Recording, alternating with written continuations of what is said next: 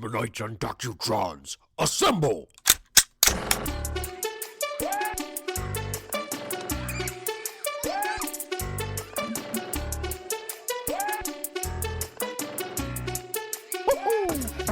Okay, so back in the day, I was way above the wave, man. I traded in the girls for the video games. I played so much Super Smash Bros. Other kids called me names. They called me Mike Tyson's Punch Out. I was great. All right, well, welcome Beavemanites and docutrons. This is the Beaveman coming to you from Renegade Beaver Studios. It's nighttime here in Michigan. And with me today is my good friend and self-proclaimed expert in Star Wars, Micah. How you doing? I'm doing very well. Before we get into it too much, I did make a mistake on Beaveman and the Doc, and I'd just like to correct that now. When I did an episode with Ron, I was talking about how I was sad that Darth Vader was never a Jedi. And the reason why I said that is this. If you recall from episodes 4, 5, and 6, or basically just 4, Obi-Wan says that Luke's dad was a Jedi Knight. So we always assumed that, of course, he was a Jedi Knight. But then in episodes 1, 2, and 3, or the prequels, you see that he is a Padawan in the first movie. Then he's an apprentice in the second movie. No. And then the third movie, he's still hanging out with Obi-Wan, and you're not sure if he's an apprentice or if he's a Jedi by then, because they never really say. What we do know for sure is that Palpatine says that he can be on the Jedi Council, but they don't give him the rank of Master. Right. And so that's where it gets a little goofy and confusing. You assume then that he must have been a Jedi Knight by then. Yeah. He took the test. You're right. It's not specific. It doesn't say when, but by then, yes, he had taken the test, and so that's why he was rankled that he couldn't get the rank of Master. But he had taken the test. So I apologize for that fucking mistake I made. That's okay. I think the reason why I got confused about it is because the prequels for me suck. But then when you watch the Clone Wars, and you have to look at the timeline between the movies and the Clone Wars, he's a Jedi Knight in the Clone Wars, obviously, because he has the rank. Also, he has the rank of General. Mm-hmm. So he has to obviously be a Jedi, and he has a Padawan. Right. So he has to have had the rank of. Well, I would assume he would have to have the rank of Master to be able to have a Padawan. So, probably also, yeah. Yeah.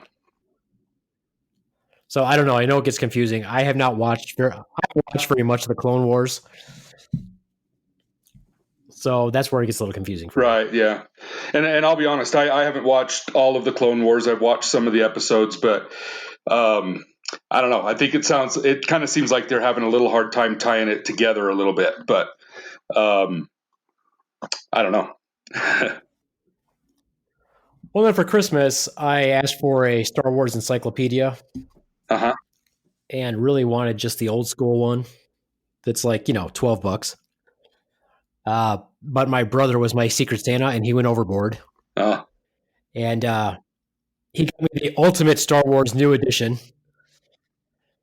And it has timelines in there, but it also has descriptions of, Rogue One, Rebels, the whole Destiny thing. Yeah.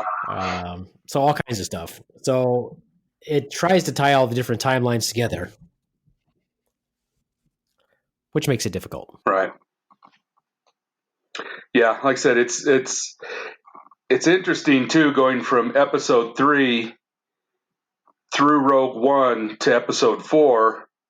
And they tied Rogue One into episode 4 pretty nicely, but from episode 3 to Rogue One, it was a little different because, with Rogue One, the rebellion had started, but in episode 3, you're not real clear on where that rebellion started, in my opinion. So just in general, what do you think about the prequels? Oh no, I didn't like them either. Okay, just checking. they were not well made. Yes, it kind of told some of the backstory, but again, they didn't do a good job of tying it in. So, I didn't like them. Well, I don't want to bitch about the prequels very much because I think people are sick of me bitching about the prequels. I will just say this: it does get hard to make the timelines match up, and I think that what I'm going to have to do actually is I've never really read a bunch of the canon, and I think I'm going to have to read some of the canon because even the canon, I guess, is starting to spill over into the comics also to kind of tie things together. Yeah. And so that makes it a little bit difficult. But today we're going to talk about the Mandalorian. Yes. But we'll throw in other stuff anyway. So far, this podcast, of course, is going to have spoilers. And if you don't have Disney Plus and you haven't seen The Mandalorian, don't listen to the podcast. Yeah, exactly. Or go ahead and listen to it. I don't care if you're never planning on watching The Mandalorian. But I'll say this: have you seen the Rise of Skywalker? Have you seen the last Star Wars movie? Yes. Yep. I saw it on opening night. Oh, nice. Yeah. Have you just seen it once? Yeah, just once so far. I'm waiting for it to come to my local theater here, which should be next week sometime. My little hometown, the little theater takes a little while to get stuff. But anyway, when it comes next week, I'm going to see it again. Yeah, I think I have to see it again because I'm not sure if I liked it or not. Oh, okay. Yeah, I did. I liked it. I think, the whole thing about her being a Palpatine was they hid that well. Because a lot of the time they were focusing on trying to see, is she a Skywalker or not? And so the fact that they twisted that and made her a Palpatine I thought it was very interesting. I thought it was actually a pretty good twist. And so, I liked it. I did. I liked the movie. I think they tied things up really well. I kind of wish maybe that Ben shouldn't have died, but that served a purpose too. So it's I don't know. I did like the movie. I did like it. Well, the only reason I'm trying to decide if I liked it or not is there were certain things about it that kind of annoyed me, but there were certain things that I liked. So it's almost like Solo. I liked Solo, but I had to watch it more than once. Yeah.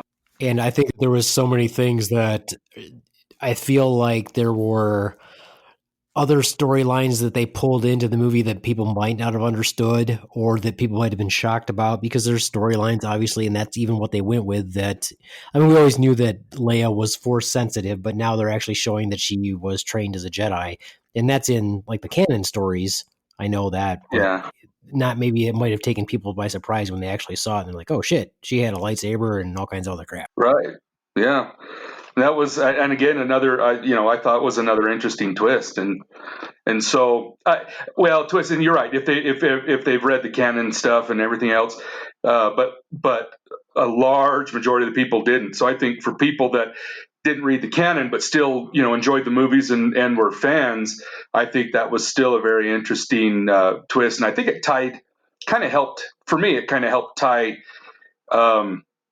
that whole thing in of her being of Leia being a Skywalker. And of course, and plus that episode or that part in episode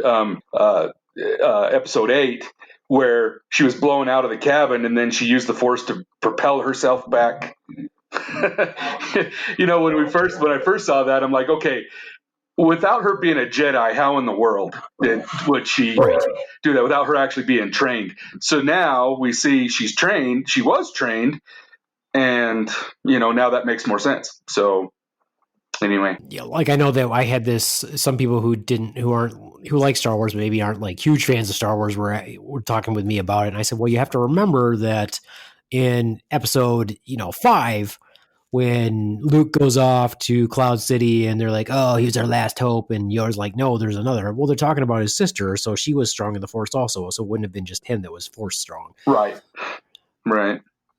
Yeah. But yeah, I do. In that episode, a lot of people were pissy about Leia being able to do that. Right. And I think some of us were probably waiting for that. And, other people may not have been, but some of us were waiting for that. When does Leia get trained and be able to feel the full extent of her powers? So I think the last movie tied that in pretty good. But there's certain ones. I'm sure there's certain fans that may have been a little disappointed that there wasn't more. But I don't know. I find that they did well with that part. Right. Yeah, and I mean, there's parts too where I guess when you look at that, the whole thing with Leia, when you have to remember too, with the original storyline, there was consideration that Luke's part was going to be a girl also. So maybe that's kind of where they realized it later on with Rey. That's possible. Oh yeah, I forgot about that part. Yeah, absolutely. Yeah. Absolutely. So, I guess we probably should have said at the beginning also that if you haven't seen The Rise of Skywalker, we're going to fuck it up a little bit for you too. Oh, sorry about that, but it's a bit of a late warning. But I've really enjoyed The Mandalorian so far. So the brief synopsis on The Mandalorian for people who haven't seen The Mandalorian, or if you've seen The Mandalorian, obviously you're going to enjoy this podcast quite a bit more because now this is our take on The Mandalorian. Right. So The Mandalorian, it's about a dude who's a Mandalorian, who's a bounty hunter, and this is post-fall of the Empire. There's a couple of timeline things that confuse me, and we'll kind of get into that after we talk about the Mandalorian a little bit, though, you and I. Mm-hmm. And maybe you can answer that for me as the Star Wars expert. We open on a frosty planet, if you will, not unlike Hoth. And this is episode 1. Mandalorian's walking. He's got a beacon that's beeping. Basically, walks into a bar, kicks some ass, collects a bounty, and we go from there, hops on his ship. So now we know that he's a badass. Right. Carbon freezes a dude right away, basically. Yeah. Had quite a collection of carbon frozen dudes. Right, which tells you, a little bit more about the timeline in that, when they froze Han in episode 5, it was almost like they didn't know whether it was going to work or not. And so it kind of tells you, that technology got a little more advanced. So. Right, so it was a pretty decent way of collection and transport. Right. What was your first thoughts on seeing the Mandalorian, the actual dude himself? So you mean with episode 8, with him taking off the mask? Just actually the first appearance of the Mandalorian in the very first chapter, when you see him. What are you thinking when you see him? Oh, okay. Sorry, I jumped ahead there. Sorry about that. Mask off in episode 8. In chapter 8, he takes his mask off. Yeah. Well, of course, you're looking at him going, okay, he's a Mandalorian. Well, he looks like Jango and Boba Fett. Is Jango and Boba Fett a Mandalorian then? That was something that I kind of asked myself. So I'm thinking that, that Jango and Boba Fett then were Mandalorians, right? Well, that's a question, right? So the Mandalorians, we know from the canon anyway, and from, or if you would say like the Clone Wars or the extra stuff that maybe people haven't seen, we know that style of armor is Mandalorian, which is, and I guess you would say the people of Mandalore who are Mandalorians and that way or that tribe or that way of life. I think, and correct me if I'm wrong, fans out there, that the Fetts, Boba Fett and Jango Fett, have armor that is the style of Mandalorian armor. Okay. But I don't think they're Mandalorians. Because thinking about that, then and then thinking about the Clone Wars, thinking, wait a minute, so are all the clones Mandalorian? So I don't know. That was something that kind of crossed my mind when I was thinking about that. But then I thought, well, no, I don't know if that's the way it turned out. But I don't know. They talk about it a little bit. I mean, the Mandalorians that are in the TV show The Mandalorian are in hiding. Yeah. And if you don't know anything about the Mandalorians, if you haven't looked anything up or whatever, there was apparently a planet called Mandalore, where the Mandalorians come from. Right, yeah.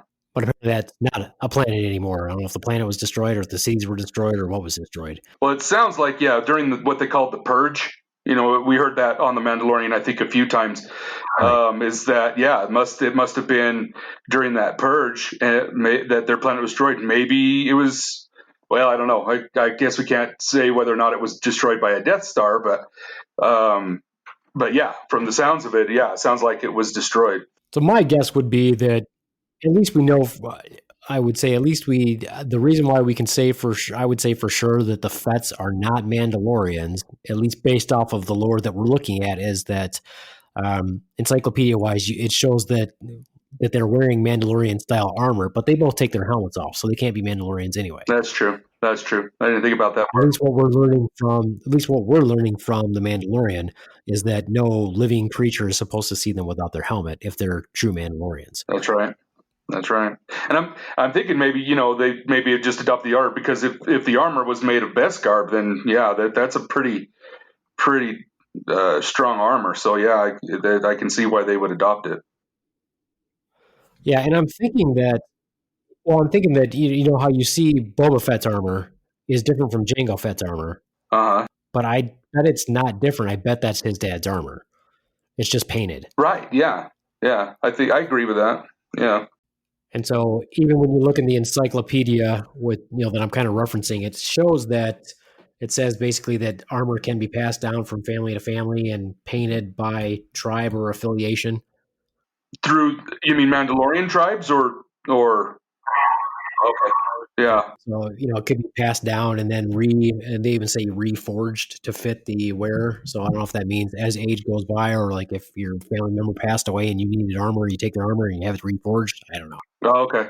Well, yeah, and we see a couple of times in the Mandalorian where he went to that Smith. I don't know what you would call it, but where she did quite a few pieces of his armor. So yeah, it can be done, definitely. And it sounds like that Beskar steel really is the best stuff you can get. So it sure as heck repelled a lot of laser firepower, that's for sure. Yeah, and apparently it can repel lightsaber also. Oh, okay. Okay. So yeah, it is pretty good. So it can take. I guess it can withstand a direct hit from a lightsaber or deflect it. Oh, okay. I'm gonna have to get this encyclopedia too, man. I should have already had Right, exactly. it. But Well, one of the frustrating things about getting it though is after all these years of being a fan of like Star Wars and everything related to it, there's so much stuff out there now that it's actually a little bit frustrating when you start to look at it and you get anxiety about how much you don't know about it. yeah, absolutely. And then because I mean, watching the Mandalorian, there was because before this show, you never. I mean, again, unless you read some more of the like the encyclopedia, the canon stuff, you didn't never hear of the Mandalorians. You never knew where. I don't remember. I'm trying to remember if it mentions where Jango Fett was from. I don't know if it ever mentions it, but I don't remember it mentioning it, so I don't know where he came from. But maybe in the encyclopedia it has it, but I don't remember. If I remember correctly, he was approached because of his prowess just to be the clone, the donor, if you will, for the clones. Right. No, I think the first thing that struck me is cinematically about how much money they spent on the Mandalorian, obviously. Yeah. Oh, yeah. Because it just looks, it looks stunning, really. Like better than most movies you would see. Right. Oh, yeah. Yeah, they did well. They did well with it. The the graphics and the animals. Those two-legged lizard-like things that he rode with. What's that little guy called? I forgot his name. The one that helped. Oh, with Quill. Yeah, Quill. That's it. Those almost didn't look CG. They were done well. Right. Yeah, it literally says. So I'm looking at Jango Fett real quick here. Oh, okay. And it says that his homeworld's unknown, affiliation bounty hunter, and it says that he wears advanced Mandalorian armor. But if he was a Mandalorian, it would say he's a Mandalorian. That's true. So then that begs the question of where he got the armor. Well, we can go off on a whole tangent on that probably. But anyway, it does make you wonder where he get the armor. This would be that they just model it after Mandalorian armor and still make it out of Beskar. Oh, yeah, I guess they could. I'm assuming they're just like, well, the Mandalorian, it doesn't just have to be their shit. I mean, it's kind of like the lightsaber, right? There's probably, there's other things other than the Sith and the Jedi that have lightsabers. Yeah, well, yeah, we saw that. Well, like I said, are we jumping into episode 8? We saw that now in episode 8. There was a type of sword that was not a lightsaber, but had the same power. Right. Okay, well, without us jumping too much. So basically, what happens is we establish the fact that he's a bounty hunter, Yeah. clearly a badass bounty hunter. Yep. Walks into his bar to collect his money. Apollo Creed is sitting there at a table, chilling out. Not quite as buff as he was 30 years ago, but still looking like a badass. Yeah. He's the one He's the one who's got the contracts for the guild that the bounty hunter works for. Uh-huh. He gives him an assignment. And he walks through the town. We get to see some good cinematic shots of him walking through the town. Yeah. Goes to meet these people that have the next contract for him. Opens the door. There's a bunch of Nazis there, or if you will, the Imperials. Right. Because, it's all based on the Nazis, in my opinion. Right. They give him a contract, and he goes off to find this contract or to do this contract. Right. To give you the backdrop on it, he lands, scopes it out, gets his ass kicked by a... It's not a dewback, is it? What is it? A dewback? Gets his arm bit by what are those called? Oh, yeah. Those lizards are. Right. And Nick Nolte's there, really short. Yep. Helps him out. Tells him where to go. Basically, there's a giant compound with a bunch of people guarding it, and he's got to take this compound. Yep. And then we see an IG or a bounty hunter droid walk up there. Uh-huh. And this is not the first time we've seen one of those droids. We saw originally in Empire Strikes Back. Oh, it was a medical droid? No, the bounty hunter droid. There was one in The Empire Strikes Back, so this wouldn't have been the first time we saw a bounty hunter droid. Oh, when Darth Vader was talking to all those bounty hunters. Right, when he sent him off. I actually had that action figure when I was a kid. Oh, okay. The droid one. I think it was IG-88, I think. Oh, okay. If memory serves me right. Yeah. And the android attacks the compound. They team up. They get into the compound, and they see what? Waiting for them. They find... A big shocking surprise. Yes. They find Baby Yoda. Right. The internet searches all say Baby Yoda. Yeah. That was a surprise, because you didn't ever know about Yoda what I don't remember it ever. Also, same thing. I mean, I'm sure if you read a lot of the canon, the encyclopedia would tell you, but again, in the movie and in most of the main reading, stuff like that, you don't know where Yoda comes from either. So is there more like him? Right. And now we see there is, and they all must be strong with the Force. I'm sorry, I'm jumping ahead again, but anyway, yeah, Baby Yoda. Right. We're like, everybody's like, it's Baby Yoda, and everybody who loves Star Wars, I think at first was like, it's not Baby Yoda. Stop calling it Baby Yoda. Yeah. And by episode 3, I believe those same fans are like, okay, fuck it, we'll call it Baby Yoda, for lack of a better term. Yeah. Well, nobody knows what planet Yoda's species is from. Nobody knows what Yoda's species is called. It's supposed to be all secretive. Mm-hmm. And most of them are considered, if not all of them, as far as we know, are all Force-sensitive beings. Right. Yep.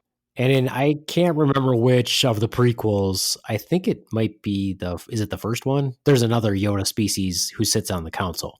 But funny thing about that, there's also a species that's ET that sits on the council too. If you watch, I can't remember which episode it is, but you can actually see ET sitting there. And of course, it's not ET, but it's one of his kind. Yeah, on the Jedi, because I remember seeing it in the Senate chamber. There was one, but I didn't remember there was one sitting on the Jedi Council. Was it the Senate chamber? I thought it was the Jedi Council. Sorry, I couldn't remember which one it was. I know they were in there on one of them, but I know the Yoda species sits on the council. Okay. I must have missed the other Jedi or the other Yoda, but yeah, as far as the ET, I know that there's one in the Senate Council, but I don't remember seeing one on the Jedi, the Senate chamber, but not on the Jedi Council, I guess. I'll have to look. You're probably right. I'm probably wrong. But yeah, there was, because actually, it mentions in some of the extras on like the DVD and stuff like that they did do an homage to some of these, like ET. Trying to think, there was actually even another one or two species from other sci-fi movies that were represented on there, and I'm trying to remember what it was, but probably some gremlins somewhere.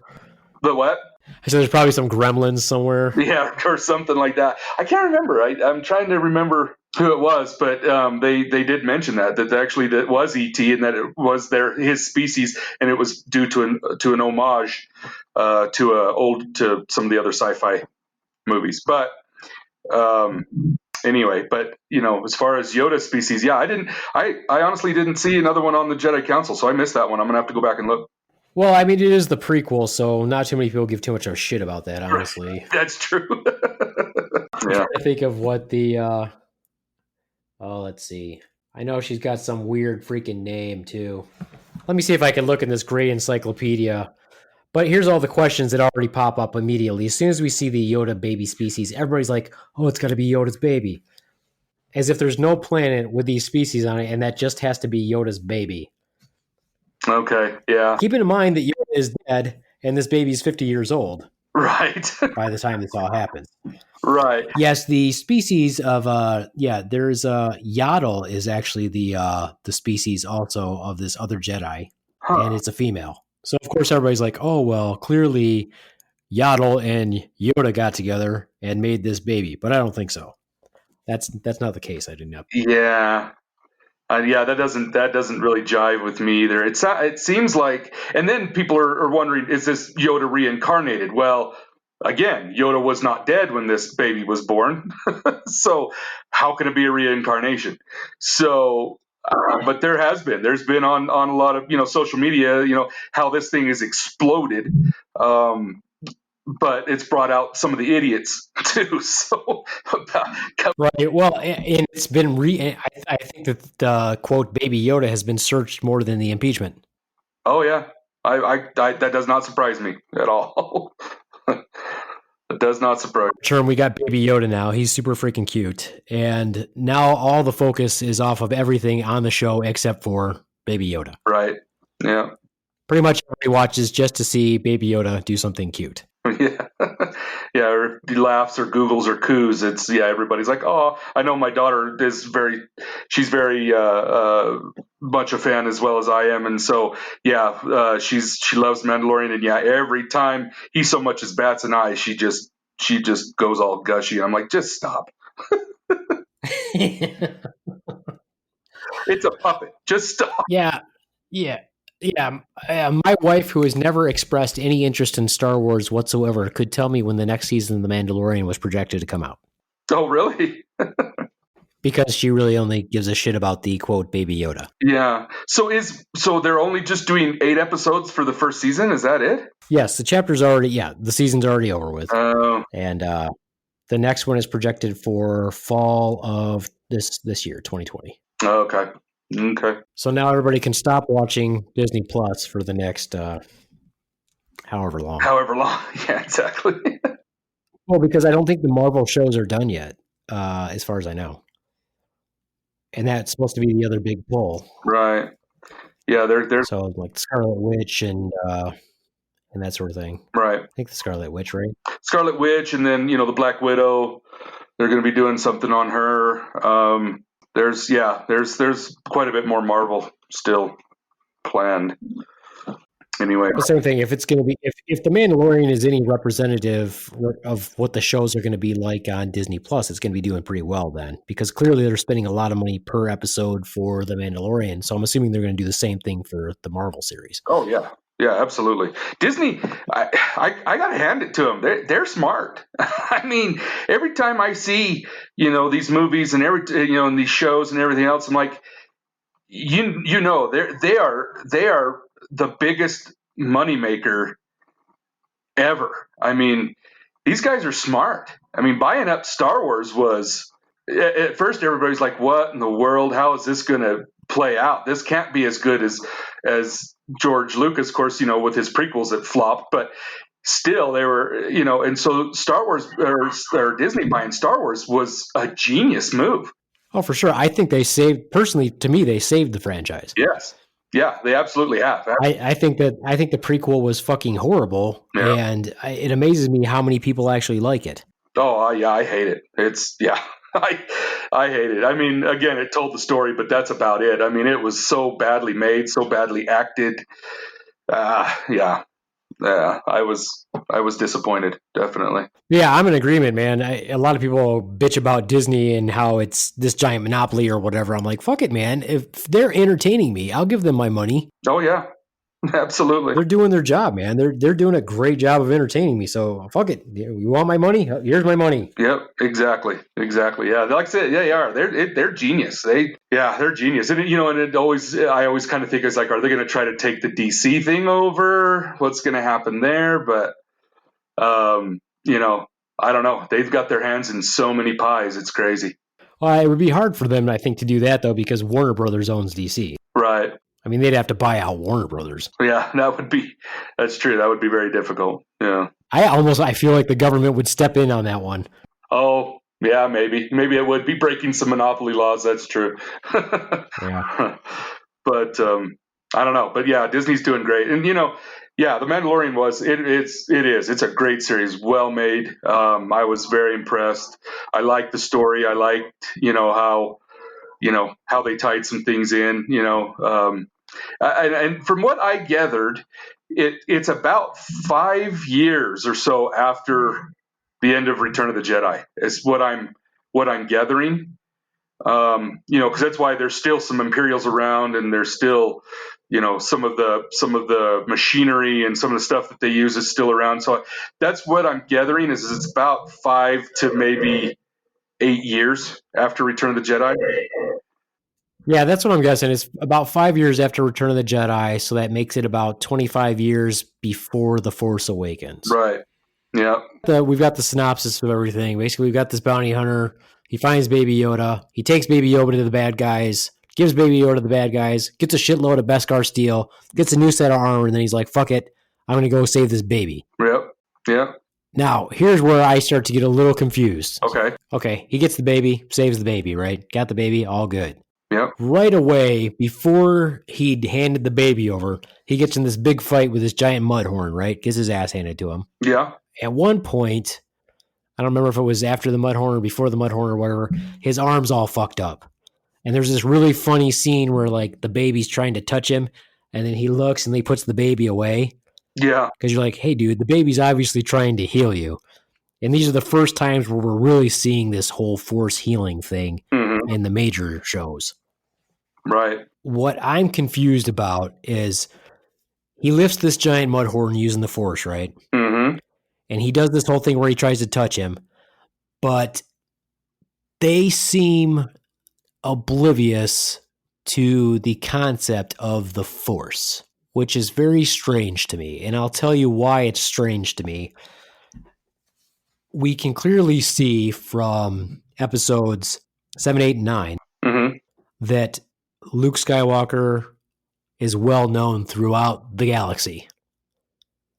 And obviously what he can do. And Darth Vader is well known throughout the galaxy. And they sit there and they're like, they talk about it being a history or like a legend. Because Rey's heard of them on Jakku. Yeah.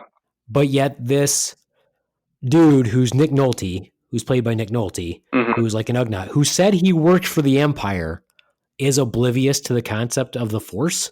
And the Mandalorian, who's also a legend, has never heard of this thing of stuff that's like magical like that. I find that odd. Yeah. Okay.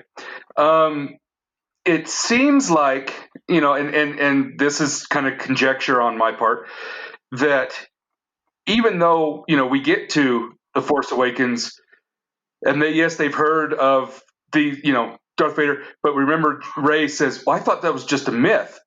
And so did, the black guy, what's his name? I forgot his name. The black guy. Oh, Finn. Yeah.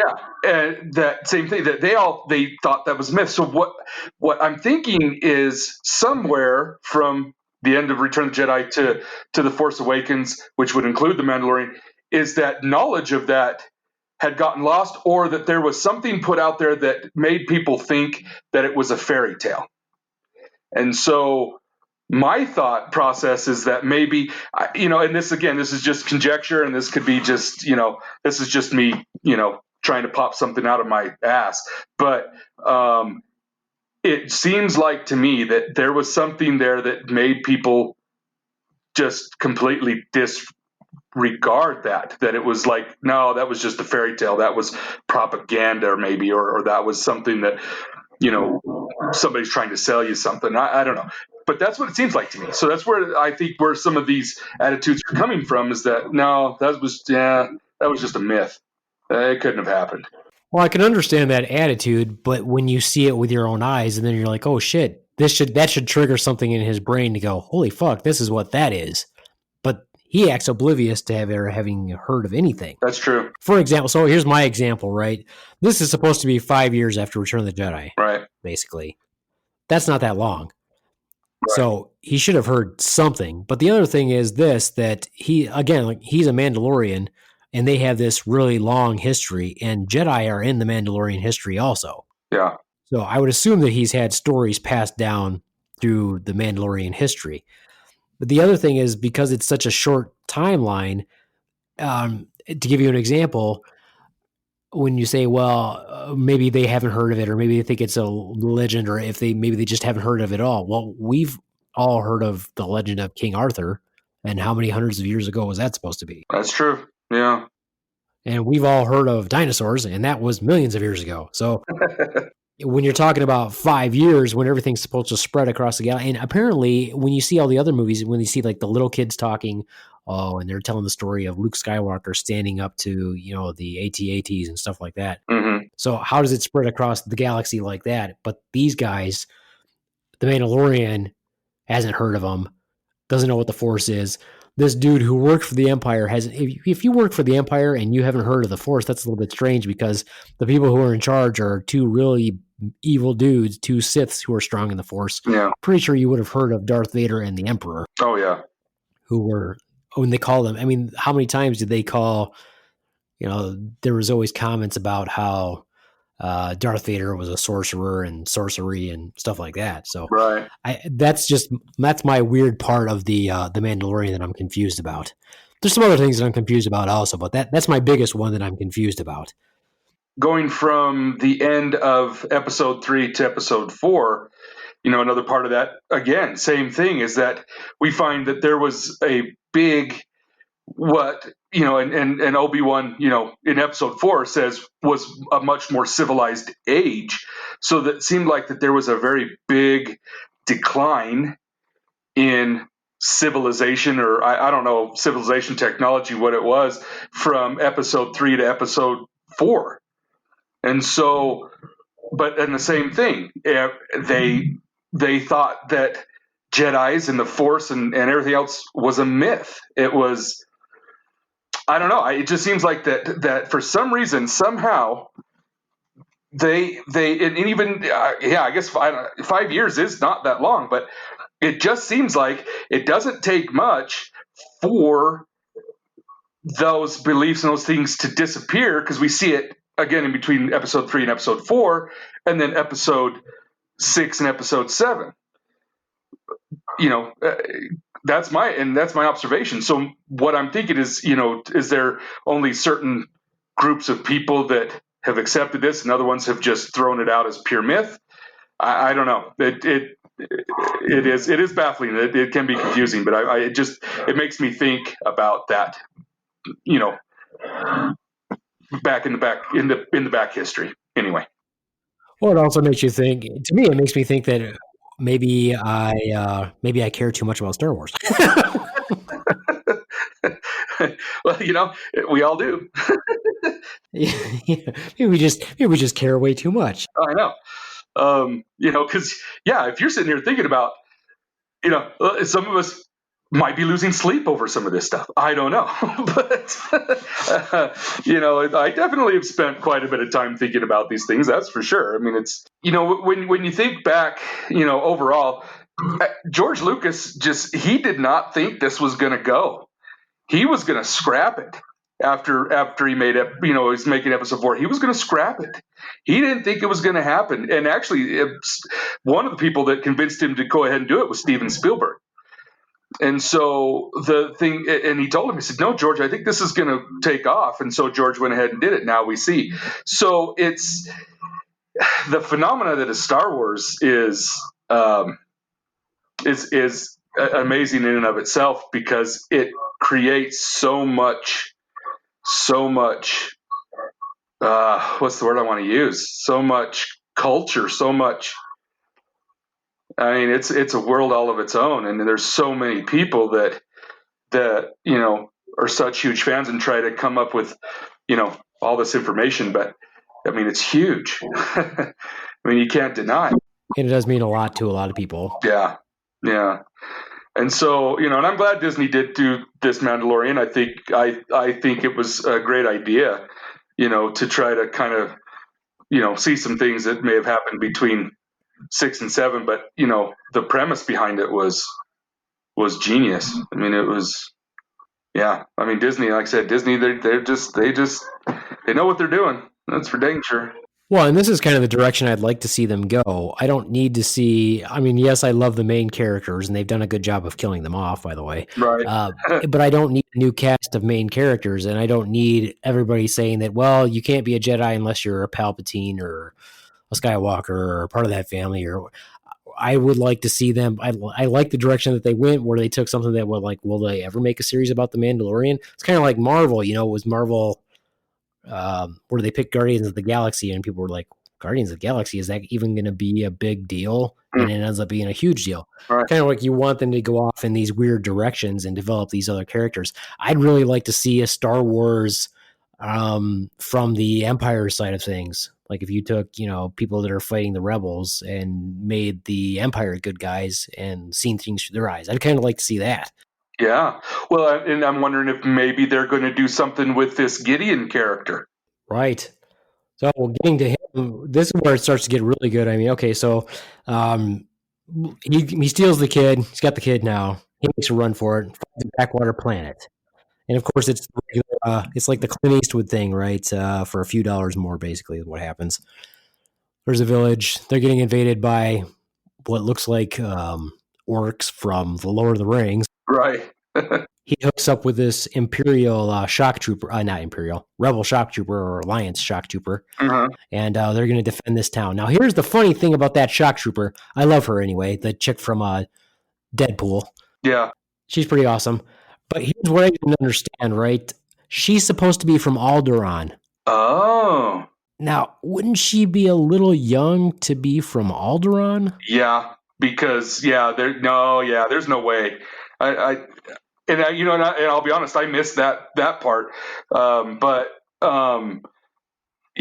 she would be, and she is stacked. Oh my gosh, I've never seen a girl stacked. Well, it's not that I haven't never seen, but she was stacked. She was buff.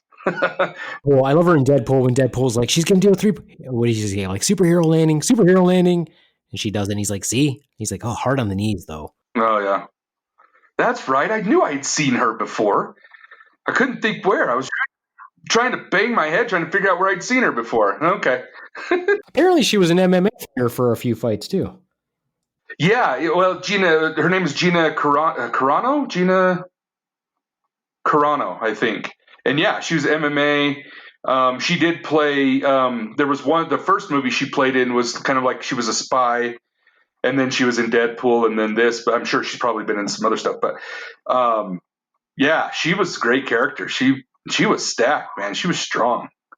Oh yeah, she hands him his ass. Oh yeah, in that episode. Yeah, she did. I mean, he was getting her. She just kicked the shit out of him. Yep. Yeah. Yeah, but I'm a big fan of her right away. I was upset when they parted ways, glad when they got back together. Right. So basically, they defend the town, whatever. Uh-huh. He was going to leave Baby Yoda, but there were still pucks out there on Baby Yoda or trackers. And so he decided he couldn't leave the baby on the planet anymore. Yeah. And takes back off again. Yeah, and then it was interesting in that episode how they kind of introduced a possible love interest there for him. But so there was all sorts of reasons for him to stay or for him, but. He took that episode from for a few dollars more, the good, the bad, and the ugly. Yeah. Yeah. Which is fine with me. Right. Yeah. Basically, it is. I mean, really, this show is a space western. Yeah. You're right. It does. It gives that feeling. That's right. Let's see, and then we've got an episode where he meets up with this kid who wants to be a bounty hunter. They hook up. He leaves Baby Yoda, if you will, with what the heck's her name? Funny comedian chick. Oh yeah, she's the one that's running the garage there. What? Yeah, what is her name? Oh, Amy Sedaris. That's her. Amy Sedaris. Yeah. Oh yeah, that's right. She's good at making faces. Yeah, She's really good at making faces. Leaves him with there. Goes off to they go get chasing after Ming Na Wen because she was busy not taking time off from what do you call it? Agents of Shield, I guess. Shield. Yeah. And the kid tries to steal the baby. Ming Na Wen gets killed. He doesn't succeed in stealing the baby because he's a shitty bounty hunter. Right. And the Mandalorian kills him, which is nice because he likes to kill people. Right. Yeah. Not a super strong episode, but not bad. Not bad. Right. Yeah. I do like how they're introducing some of these pretty well-known, people into the story, or into the show, the co-stars and stuff. So it's I mean, it kind of tells you where the money power is. That's for sure. Be able to bring in some of these faces. Yeah, I often wonder about that. I wonder if people actually ask to be on the show too. I mean, I wonder if they get a lot of requests for people who want to be part of the universe. Oh, I bet. Because I know if I was an actor, that's what I would be doing. I'm like, oh, you're going to make a Star Wars? Can I be in it? Yeah. You don't even have to pay me. Payment would be nice, but I'd like to be a part of the universe. Right. Yeah, I saw a thing. On let's see which one it was. Where Thor goes back and Matt Damon is playing there. It's in that play where Loki is pretending to be Odin. Oh, right. Yeah. And there's that play and Matt Damon. I heard from that was because he wanted to be in one of the Marvel movies. He had asked to be in there. And so that's something I had heard. But yeah, you're right. I bet there's a lot of people clamoring to try to be into this. And again, I think, too, Disney probably pays pretty well. I don't know, but there's a lot of people wanting to do it. That's for sure. Yeah. What did you think about Chapter 6 where he linked back up with his old crew? With the robot and the lady?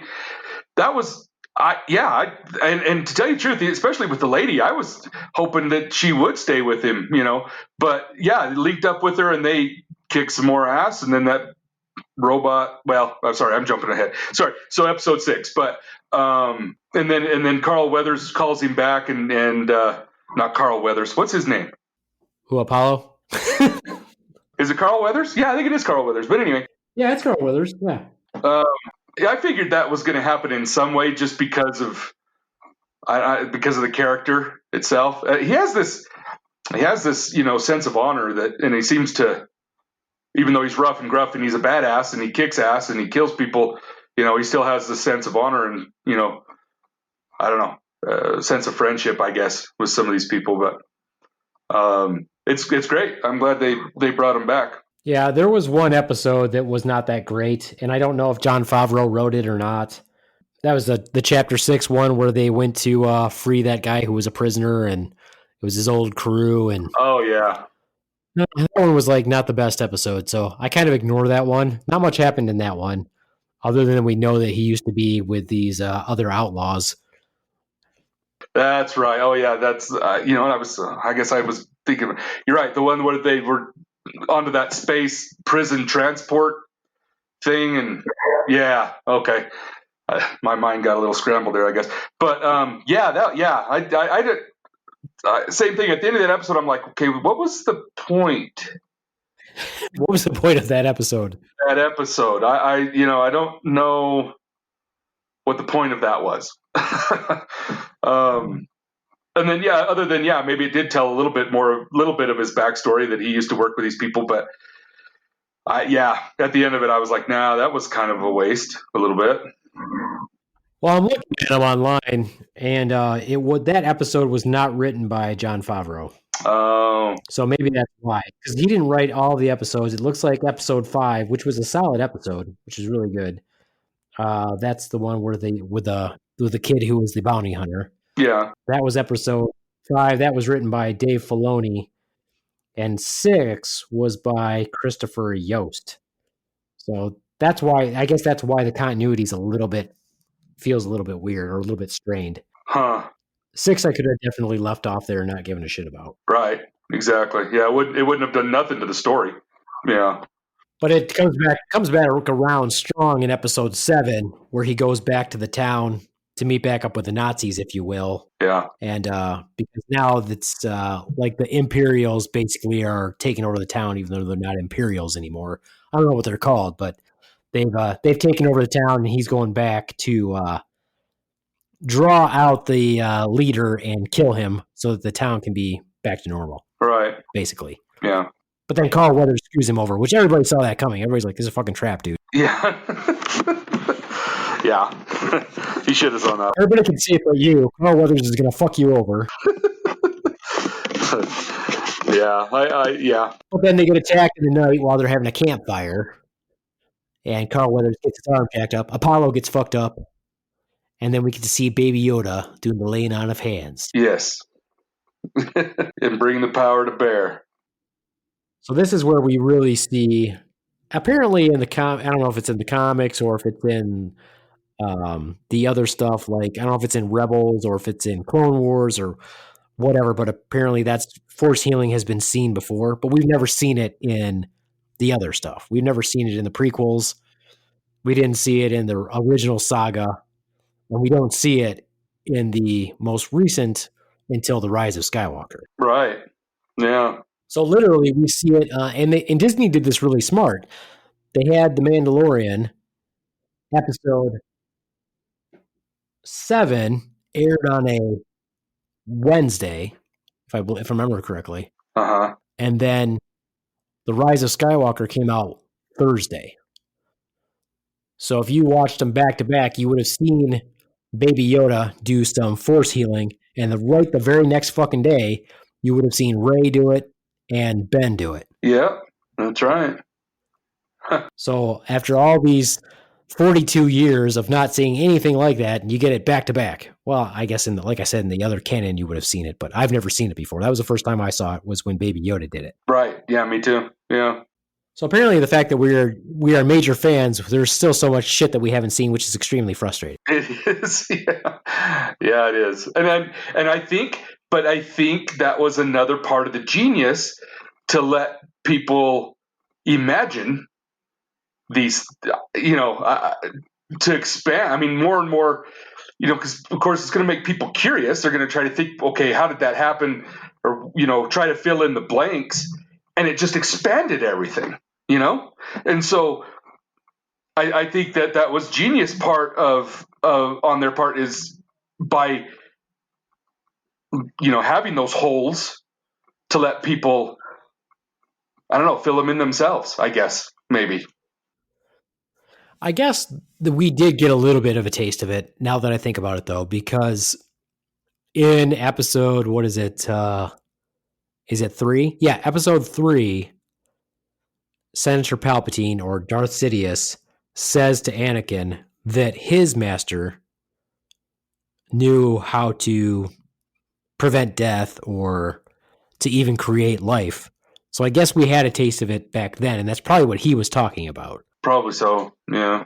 But if it's supposed to be a special talent, which I'm assuming that's kind of where they're going with it, that it's a special talent now that everybody can do it, why is it that we didn't see it so far with the most notable, or what we would consider the most powerful of the Force? Like, we didn't hear about Yoda doing it, or Anakin / Darth Vader, or Luke. Right. But all of a sudden, we've got Rey who can do it, and we've got Kylo Ren or Ben who can do it, and of course, we got the Baby Yoda who can do it. Yeah. Yeah, it is. It's interesting. I don't know. I just, again, I don't know. I think it's part of it may be that they, trying to think, maybe they overlooked it, and then maybe they were trying to create places where people can kind of fill that in with their own imagination. I don't know. But, as fans, we're like, well, just tell us. Yeah, right. Is that something that can be done? It's almost like, is this now Harry Potter? Are we now looking at Harry Potter? Is Star Wars really Harry Potter? Right. Yeah. And then they wrap it up with a bang. Episode 8 is clearly pretty amazing. A really good episode. You know what my favorite part of episode, or chapter 8, was? What's that? was the interaction, the conversation between the two stormtrooper guys on the speeder bikes. Oh yeah, because why they were trying to figure out why they were doing or why Gideon killed. Yeah, it was almost like it almost made him more human. Right. What it reminded me of was conversations you have when you're just kind of sitting there shooting the shit, like on guard duty in the army or whatever. Yeah. And then it made them look, and it gave them this human quality. And I was laughing my ass off how they kept hitting the bag where the baby was at. That was fucking hilarious. I was like, whoever wrote this, I'm like, this is the best part of the show that I've seen. And I've really liked it. I'm like, but this is fucking hilarious. Yeah. yeah. I know. It's every time he hit that bag too, I'm like, what? Quit it. Fucking hitting the bag. Knock it off. But it is funny. Could have hurt him. Yeah, it is funny. But yeah, that was because you never see that on any of the movies or anything else. You never really see. I mean, you see little snippets of the stormtroopers kind of talking to each other, but it's not anything like that. That was no, it's never them shooting the shit and speculating and acting like actual people. right. Yeah, that was a good add-in. It really was. But as in chapter 7 and chapter 8, we now have the main bad guy is identified, and this is that what's his name, Gideon, right? Gideon. And that guy that gave him all the steel, which is funny. You talk about Nazis, and he has a German accent. That's pretty funny. Who is he exactly? Yeah, and Gideon kills him. Oh, that's right. That's right. Wait. Yeah, he was like calling him from the window, and they opened fire on him. Oh yeah. Okay. Yeah. Okay. I forgot about that part for some reason.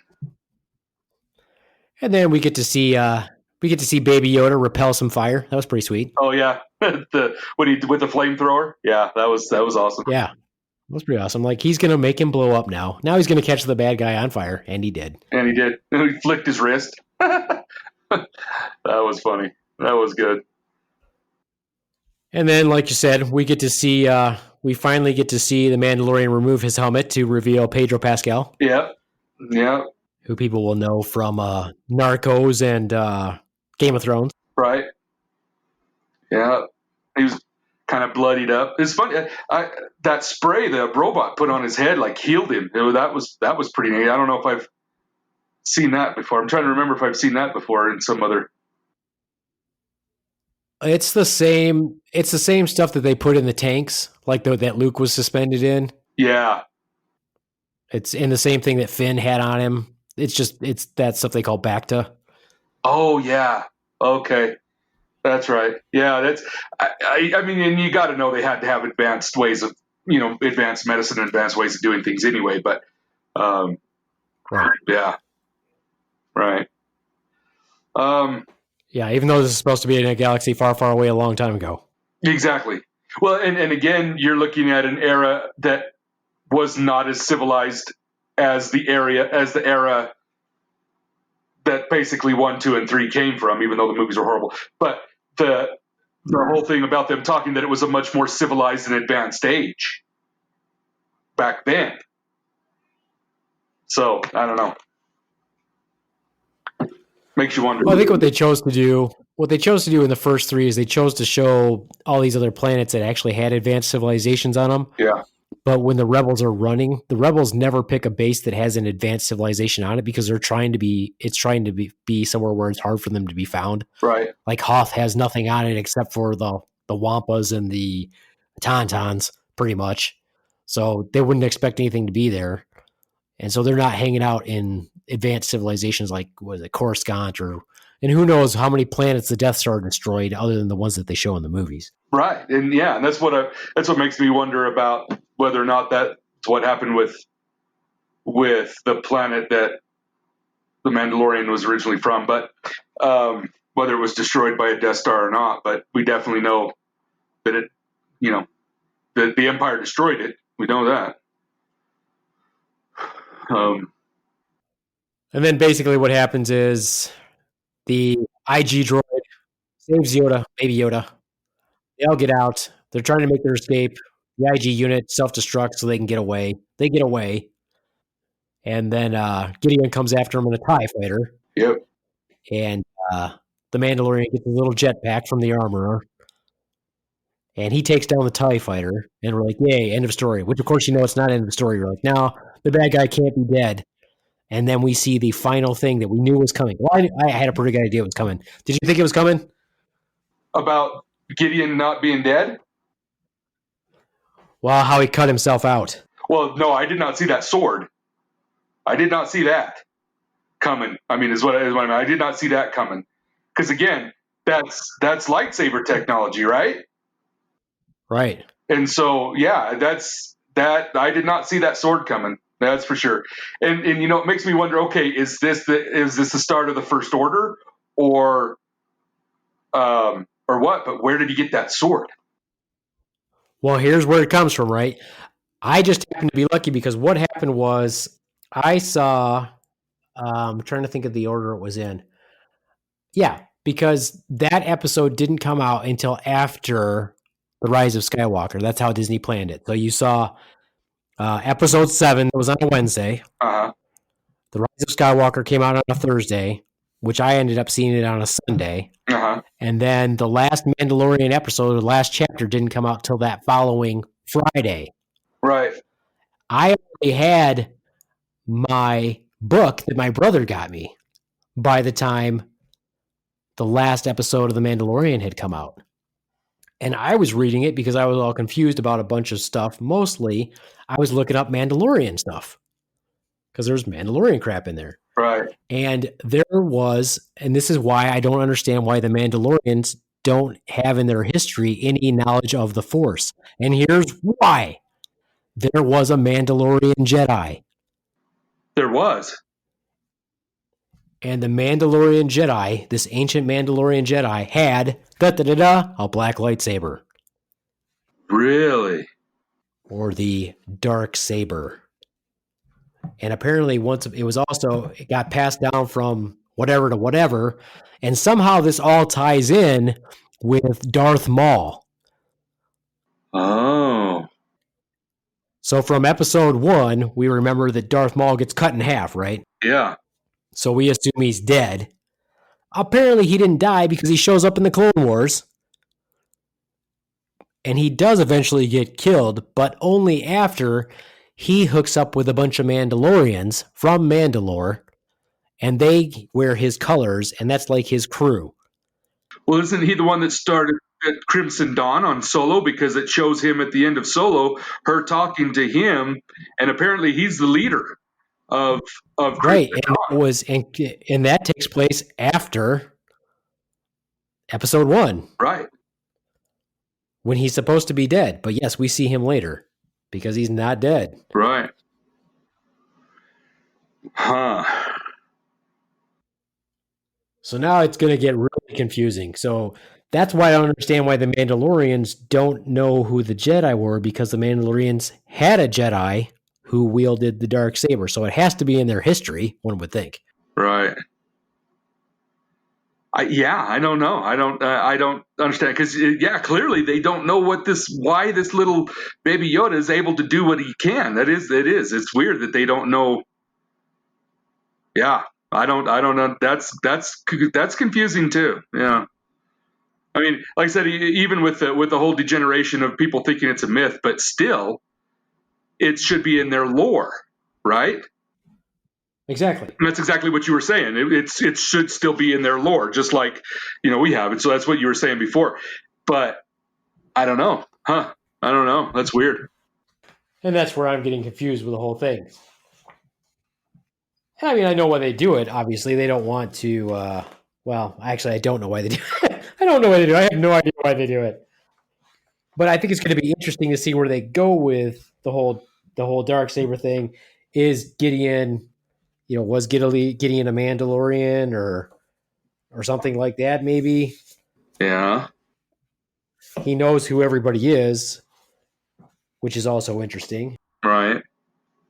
I don't know, and the whole connection that he has to the baby, I mean, why did he save him? Why did he go back? Like I said, he has this sense of, he does have a sense of honor, even though he's a, badass and kills people. He does have this sense of honor, but what else draws him to this baby? Ah, good point. I didn't really think about that. Just because he was a foundling, it really doesn't matter. Maybe, yeah. That's one angle I hadn't quite thought of, but I have caught myself thinking several times, what is he? Why is he so drawn to this baby? I mean, other than the fact that it's in the script. Yeah, well, yeah. Like I said, maybe it's his overgrown sense of honor or something like that. You're right about being a foundling. Since he was one, and maybe maybe it's sparking something from that. But it is still interesting how that is happening, and how attached even the baby is to him. It's because it's not that he was particularly kind to him, other than taking care of him, the baby and stuff like that. But they're both drawn to each other, and it's an interesting concept. Well, they definitely. I mean, it's some very well thought out writing, in my opinion. Oh yeah, absolutely. But I'm just interested to see where they're going to pull. I'm really hoping they develop this whole dark saber thing, and maybe they'll actually tell us a little bit more about where the Mandalorian comes from. Maybe that's what they're starting to get at. Maybe there's some sacred tie there, like you said, maybe to him and Yoda, where he says there, Baby Yoda rather, where he says, "You mean to tell me that I protected or I saved an enemy?" Which I don't know that the Mandalorians are supposed to be the enemy of. Are they supposed to be the enemy of the Jedi? I don't know that either. Yeah, it sounds like that's something that could have maybe got mixed up in the history there a little bit, but that they call the Jedi, basically their enemies, like they were like evil sorcerers, and it was, it makes you wonder. Okay, so then what side were they on, and then what, how does that make them the enemies of the Jedi? Right. So I definitely hope they do. They get more into that backstory, and when he had that little bit more of an extended flashback about when he was a kid, that was telling. Right. That they hopefully will be focusing on that some more. So it says that I quickly looked this up on the Mighty Encyclopedia here. So here's the Darksaber lore. Okay. So hundreds of years before the Clone Wars, the first Mandalorian to enter the Jedi Order, Tar Vizsla, creates and wields the Darksaber. Is a unique lightsaber with a sinister black blade that glows with an eerie halo. It's later stolen from the Jedi Order by House Vizsla, who uses it to unite the Mandalorians. Huh. Yeah, I think that obviously it's going to tie it in there somewhere. It looks like, let's see, during the Imperial era, Maul stores the Darksaber in his Dathomir lair, where he and the Jedi Ezra Bridger plan to use Night Sister magics. Huh. So Darth Maul eventually gets the Darksaber. But what does he do with it afterwards? Oh. So this has got, I think you're right. Maybe this is ties to Crimson Dawn. Yeah. Huh. Interesting. Yeah, and I guess I have, like I said, I haven't seen all of the Clone Wars series, the animated series, but so Darth Maul does get killed in that series. Yeah, he still gets killed. Obi-Wan, I guess, kills him. They face off again, and Obi-Wan kills him. Oh. Yeah, I'm going to watch more of that. I like I said, I think I've seen an episode or two here and there, but I haven't seen the whole series. I've got to watch that. Well, here's the problem, though. I thought about that too, and it's like 7 seasons. There is, yeah. I noticed that. I was looking at it on Disney Plus the other day, and I started to watch just go ahead and start the first episode, but then I saw, there's 7 seasons. Yeah, I'm like, okay, this is going to take me a while. to get through this. Yeah, and 7 seasons. And how many episodes per season? Is it like 20? Yeah, it looks like. Yeah. I mean, Rebels definitely looks like it's worth watching. Rebels does. And I think in order to be good Star Wars fans, we're going to have to tough it out through the Clone Wars. Yeah, and we're gonna, and now I'm seeing all these Lego things, and I'm like, I don't want to watch that. Well, apparently the stuff about Yoda will tie into canon also. So you have to watch the Yoda Lego crap. I don't want to do that. No, like, oh, God, I can't do it. So I have to watch the Clone Wars. That's all there is to it. I'm gonna have to watch it. Yeah, well, yeah, I'm gonna do that. I'm gonna work through it. Definitely. So big takeaway for me is that I really enjoy The Mandalorian, but there's some interesting questions I have that I really want answered. But the biggest one, I think that they made a mistake. I think that they made a mistake saying that the Rebel shock trooper is from Alderaan. There's no way she can be from Alderaan. No, yeah. She's let's see, she's 35 years old. Right. And Alderaan was destroyed when Princess Leia would have been 19 years old. Yeah. And she's, 60. So there's no way that girl's from Alderaan. No, unless there was. I wonder if could they have meant that she was from people that had been from Alderaan? Maybe she grew up on another planet, but maybe. I mean, that's possible. Yeah, there's no way she could have lived on Alderaan, though. That's true. No. Yeah. No. So more questions, but we won't have any answers until next fall. Right. Exactly. Well, great. Do you feel pretty good about diving into the Star Wars universe? Oh, absolutely. Yeah, it's always fun. There's always so much, stuff that we can talk about and speculate, try to fill in the holes. And that's what I find interesting about this universe is that they have so much depth to them that you can go on for hours. I mean, you can just, that's the great thing about Star Wars. It's got to hand it to George Lucas. He created a masterpiece. That's for dang sure.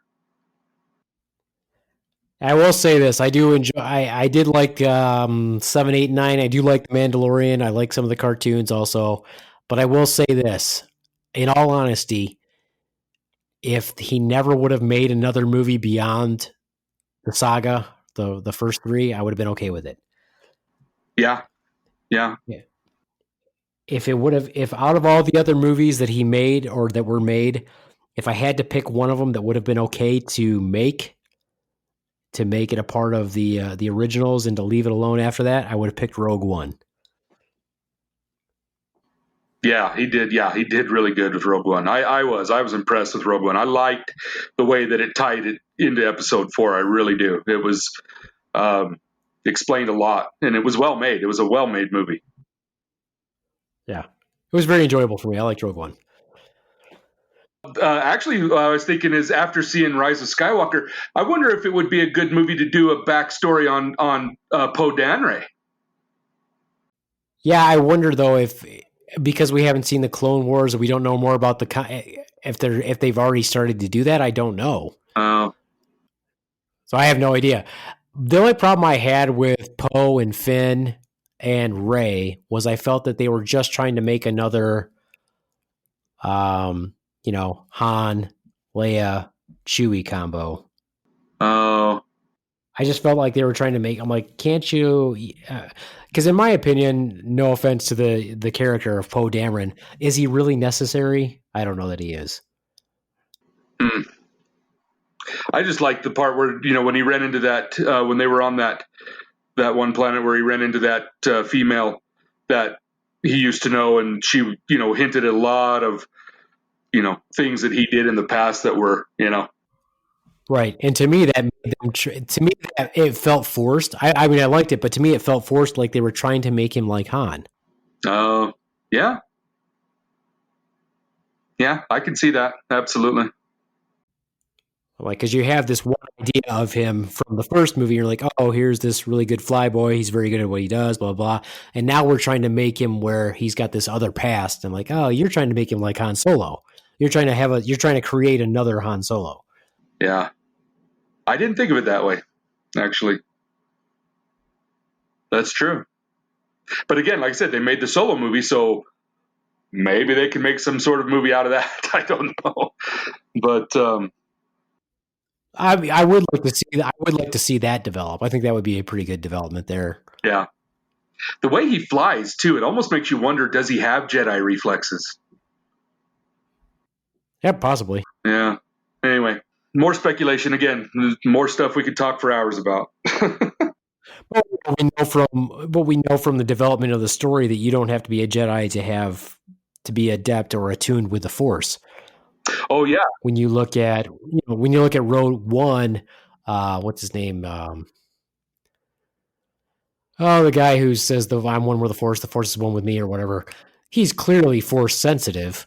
He's not a Jedi. Absolutely. I mean, it hints that he might have been a Jedi, but especially with him being blind and being able to do what he can do, yeah, he's got to have some Jedi skills, definitely. And Luke says in episode, was it 8, that it's or ego or arrogance to say that the Force belongs to the Jedi. Right. Which I totally agree with. I'm like, yeah, they're not the only ones who can manipulate the Force or use the Force or whatever. Yeah. Well, like in episode, she's in most of the episodes, the one that owned that bar that they went to, that Han Solo took Rey to, and to get him back. What's her name? The one that has the glasses. Oh, Maz. Yes, Maz. When she has that little talk with Rey, down in the cellar, that I'm, basically that I'm not a Jedi, but it doesn't mean I can't feel the Force. And, you can close your eyes and you can feel it. It's, yeah, there's definitely, yeah, it is arrogance. It is hubris to think that, that it can only belong to the Jedi or the Sith or, stuff like that.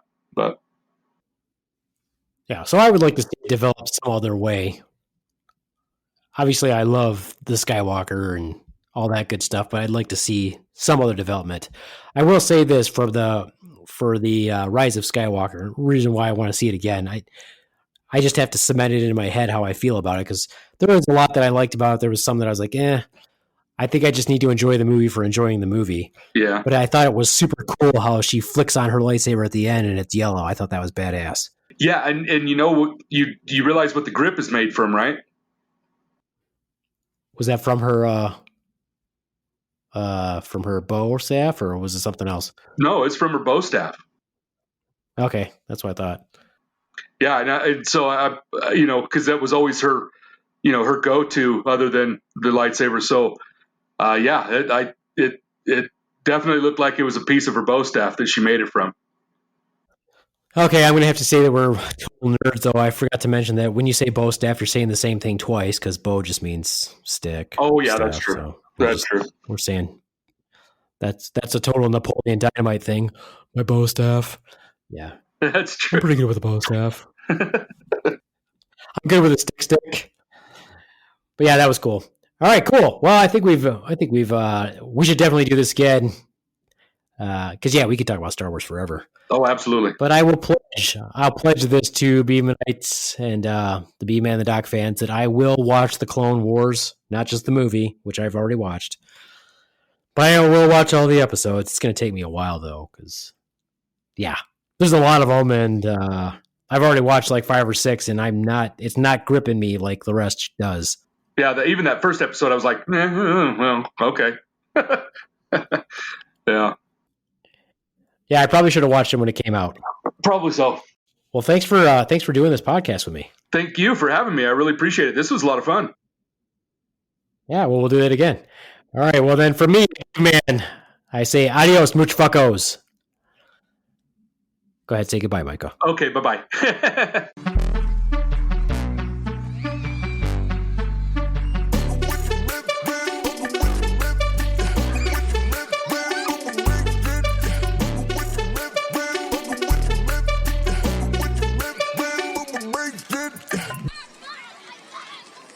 Pika Pika.